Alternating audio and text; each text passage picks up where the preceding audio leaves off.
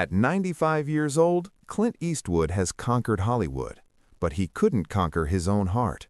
He's been through 2 marriages, dozens of affairs, and secret children he didn't even know existed. But there are 6 women he can never escape.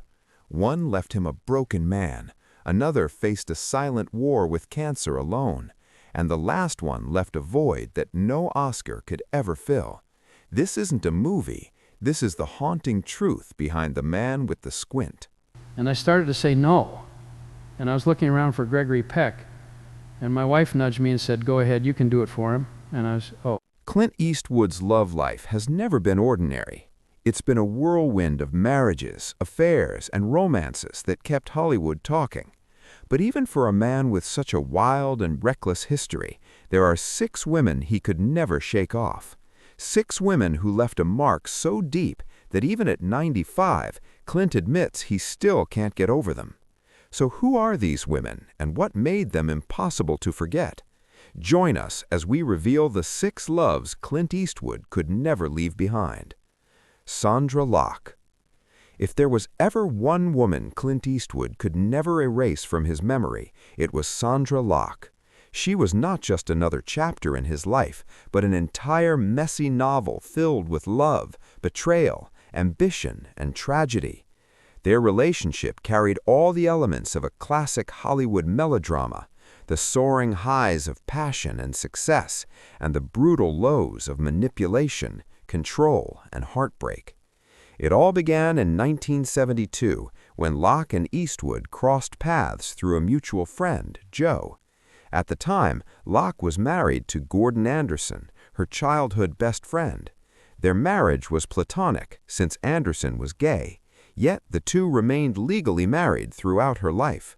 Locke auditioned for Eastwood's film Breezy, but she was turned down for being too old. The rejection, however, did not extinguish the spark between them. Just a few years later, in 1975, Eastwood cast her in the outlaw Josie Wales, and by then the attraction between them had already taken root. Their professional partnership blossomed quickly.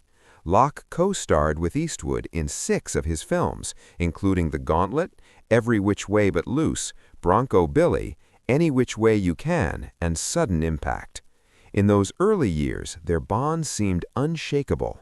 Locke recalled Eastwood once telling her that he had never been faithful to a woman before because he had never truly been in love, and then half-jokingly crooning that she had made him monogamous. She believed him. She even took a pay cut for Josie Wales simply for the chance to work with him, convinced that their connection was real.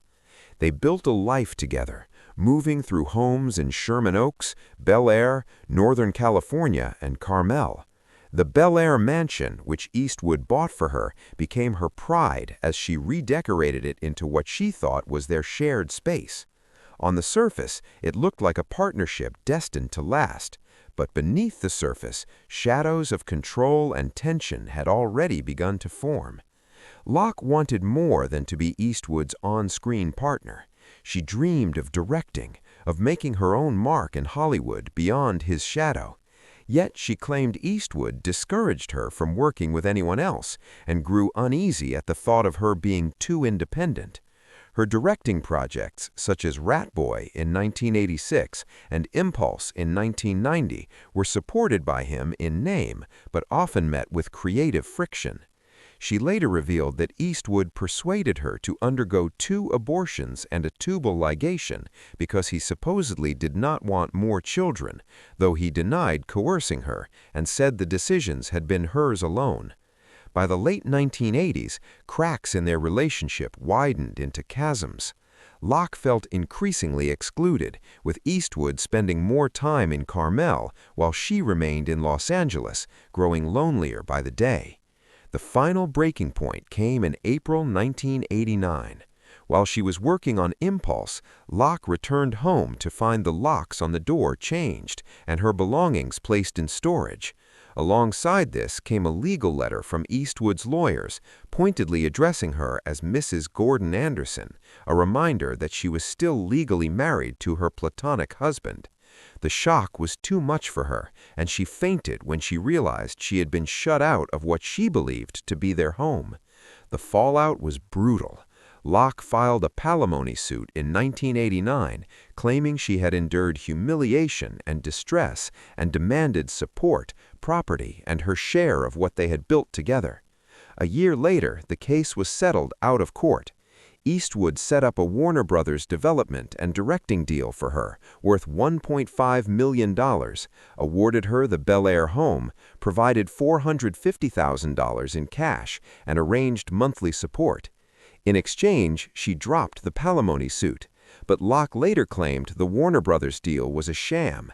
She alleged that Eastwood had orchestrated it in a way that ensured her projects would never move forward, effectively silencing her under the guise of opportunity.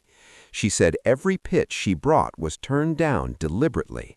In 1995, she sued him again, this time for fraud and breach of fiduciary duty. A year later, they settled once more, the details kept under wraps. The emotional and professional damage was irreparable.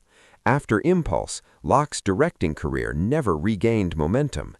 She drifted from Hollywood circles, losing friendships she once cherished with women like Maria Shriver and Lily Feeney Zanuck. The bitterness of her relationship with Eastwood seemed to cast a permanent shadow over her ambitions.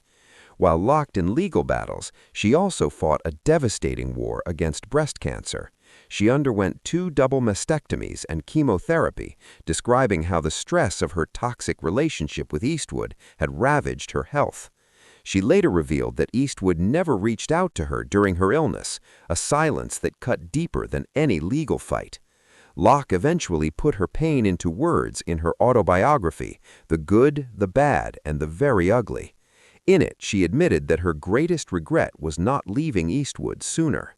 She wished she had recognized the manipulation, the false promises, and the control for what they were. In hindsight, she said she could have spared herself years of suffering by cutting their story in half. Sandra Locke passed away in 2018 at the age of 74 from cardiac arrest linked to breast and bone cancer. Despite everything, she left her estate valued at around $20 million to Gordon Anderson, the man who had been her platonic husband and companion for life. It was a final act of loyalty, closure in a life marked by betrayal. As for Clint Eastwood, his story moved on, but the memory of Sandra Locke remained a scar. Their love had started with promise and passion, but it unraveled into lawsuits, bitterness, and heartbreak. For all his romances, Locke was the one woman who stood apart, not because she brought him peace, but because she left behind a storm he could never quite escape. Maggie Johnson. If you want to understand the foundation of Clint Eastwood's life, the place where all the later chaos, love, and betrayal began, you have to start with Maggie Johnson. She was his first wife, the woman who quietly held together the beginnings of his fame and his family, even as he built a reputation for being impossible to contain. The story began in May 1953. Maggie was still a student at UC Berkeley, living in her sorority house, and Clint was freshly discharged from the military, still trying to figure out his path. Marriage was the last thing on his mind.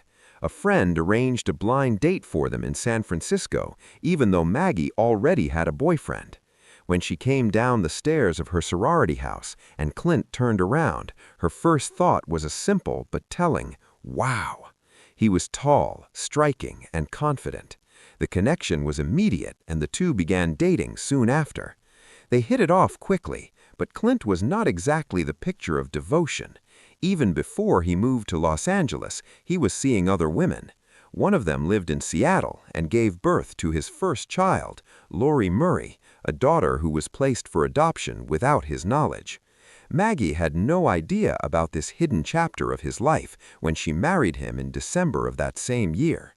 With Christmas lights twinkling and youthful hope still in the air, Clint Eastwood and Maggie Johnson became husband and wife just months before Lori was born. From the start, the marriage was rocky. Clint would later describe their first year together as terrible because he chafed under the restrictions of commitment. Maggie, by many accounts, tolerated more than most women ever would. Rumors of his affairs reached her, and friends recalled her once asking him directly if he was playing around. The conversations usually ended with Clint brushing off the suspicions with vague reassurances and half-truths. By the 1959, the rumors had turned into something more concrete. Clint began a long and secret affair with Roxanne Tunis. The relationship stretched on for more than a decade, and in June 1964, Roxanne gave birth to a daughter, Clint Eastwood. For years, the story remained hidden from the public, kept away like so many of Clint's secrets. He later revealed that he had not learned of Kimber's birth until a year afterwards, describing the moment as a moment that knocked the wind out of him. Though he made arrangements to help with her upbringing, their bond was not a conventional one. Clint reportedly saw Kimber only every few months, leaving Roxanne to raise her largely on her own.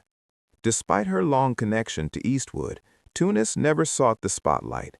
She lived a quiet life, rarely speaking to the press about their relationship.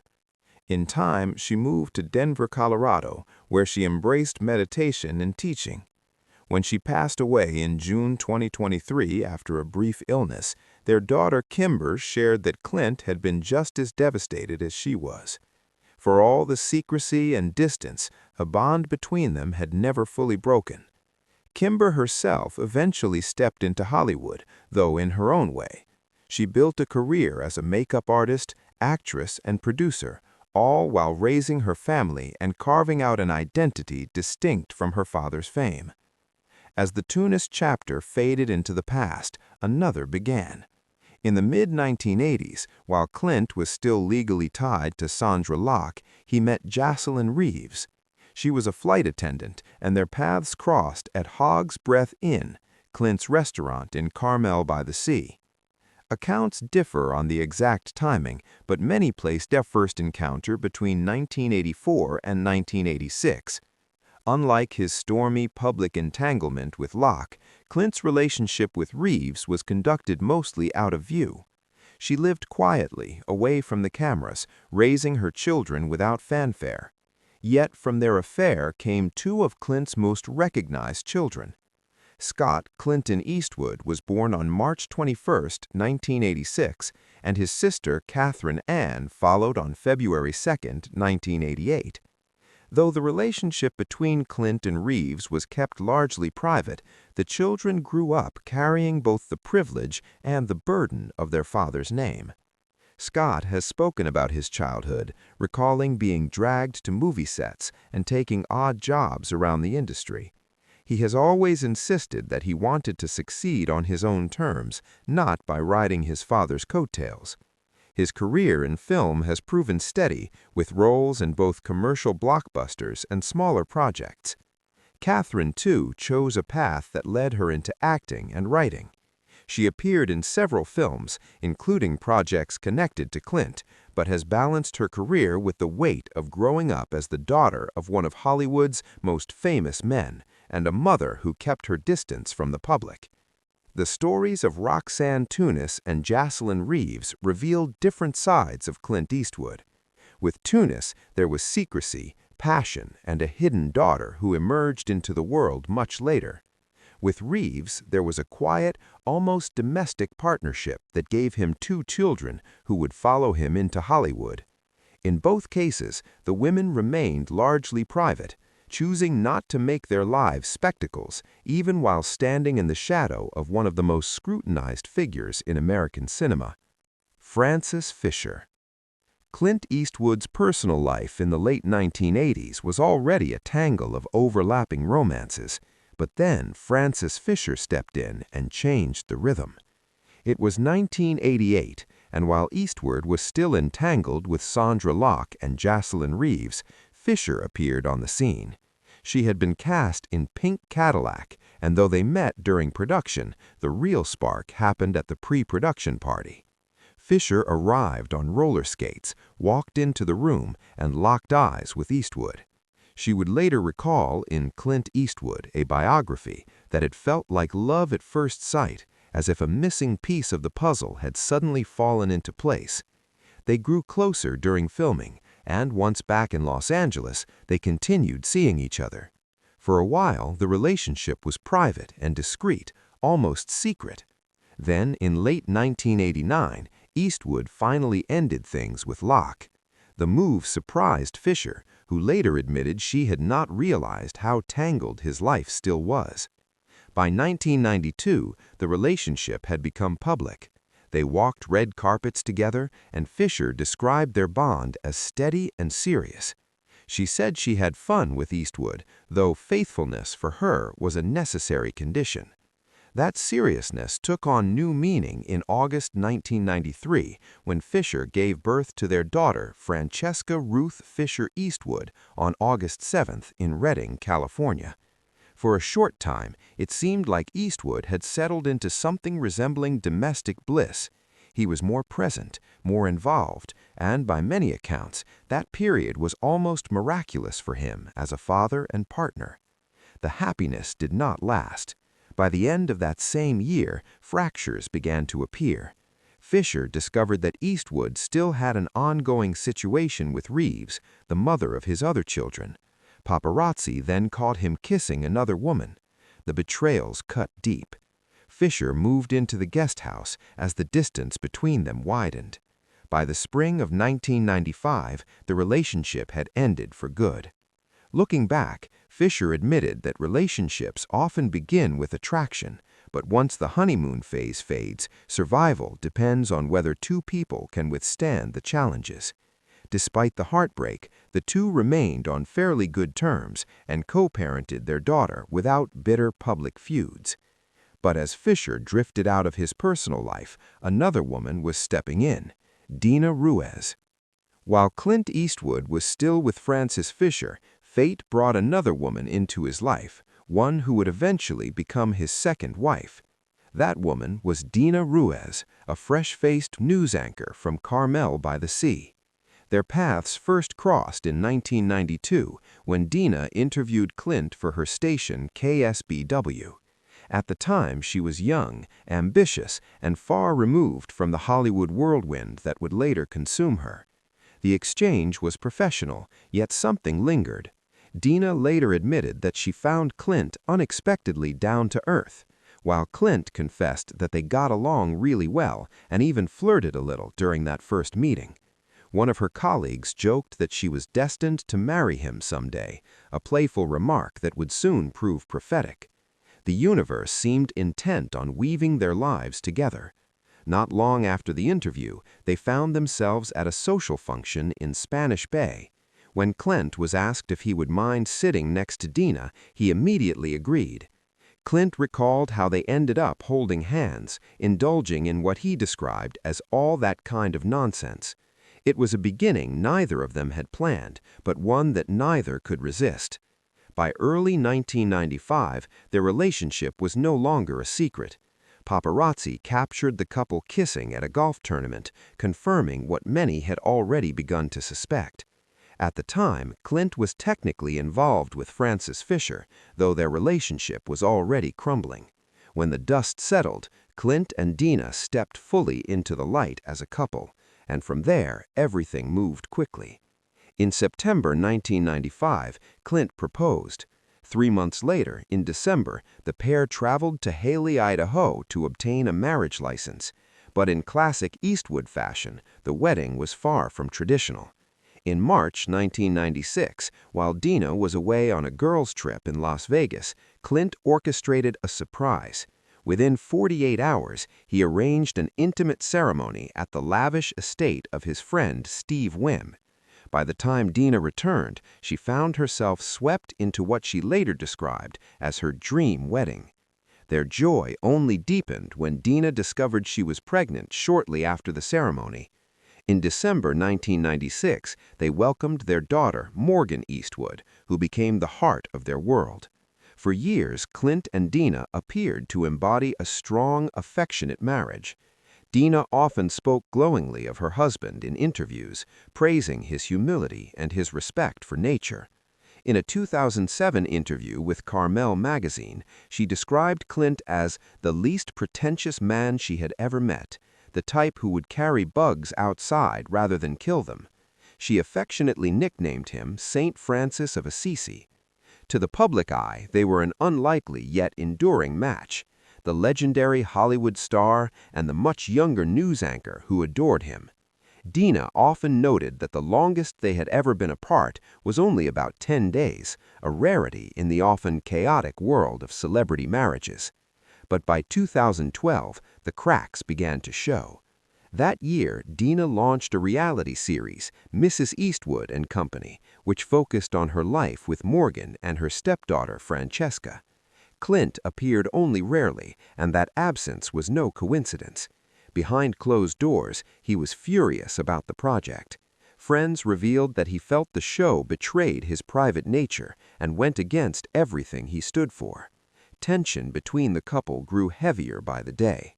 By the summer of 2012, their marriage was unraveling. Although they still lived under the same roof, they no longer shared a bedroom. Dina, struggling with the weight of it all, leaned on an old friend for comfort, Scott Fisher, a basketball coach who had recently returned from Australia after his own divorce. Dina insisted that their relationship was nothing more than friendship, but Scott's ex-wife, Erica Fisher, did not believe it. Out of suspicion or concern, Erica reached out to Clint directly. In a stunning twist, Clint and Erica began dating by early 2013, leaving Dina blindsided. The revelation pushed Dina to take action.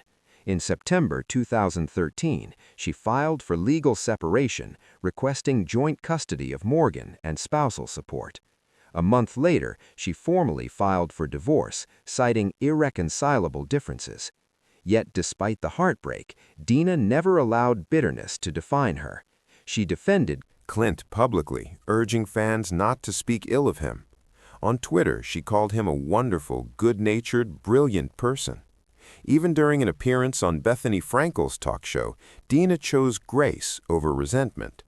She explained that Clint himself had not wronged her, but rather that the people around him had caused much of the pain.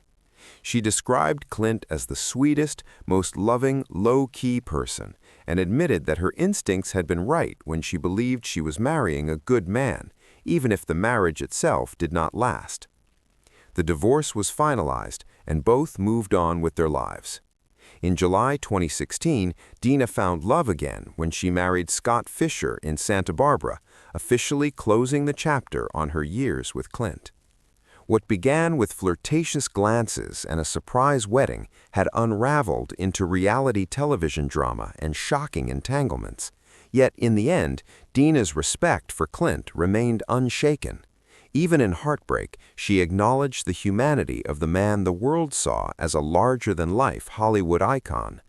Christina Sandera.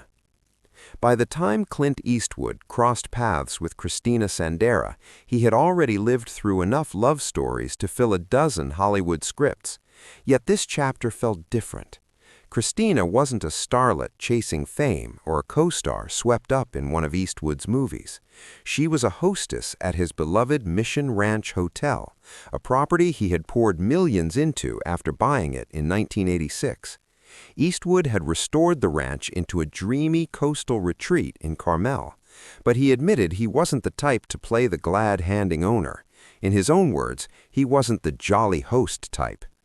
That made it all the more surprising when a spark lit between him and Christina. For Clint, who was nearing his mid-80s when they met, this wasn't about scandal, paparazzi frenzy, or the stormy affairs that had defined much of his past. This was about comfort, companionship, and something steady. Christina, grounded and private, wasn't dazzled by his fame. She slipped seamlessly into his low-key world in Carmel by the Sea, the small town where Clint once served as mayor, and together they built a life that was more about home-cooked meals and ocean sunsets than Hollywood premieres.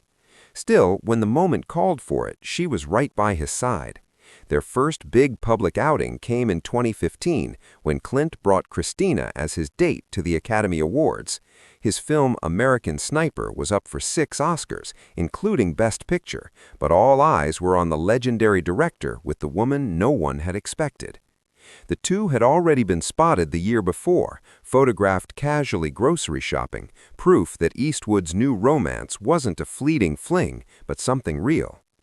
Over the years, Christina became a quiet but constant presence at his side. In 2016, she joined him at a special screening of Sully at the Directors Guild of America, standing next to him as he proudly unveiled another piece of his legacy.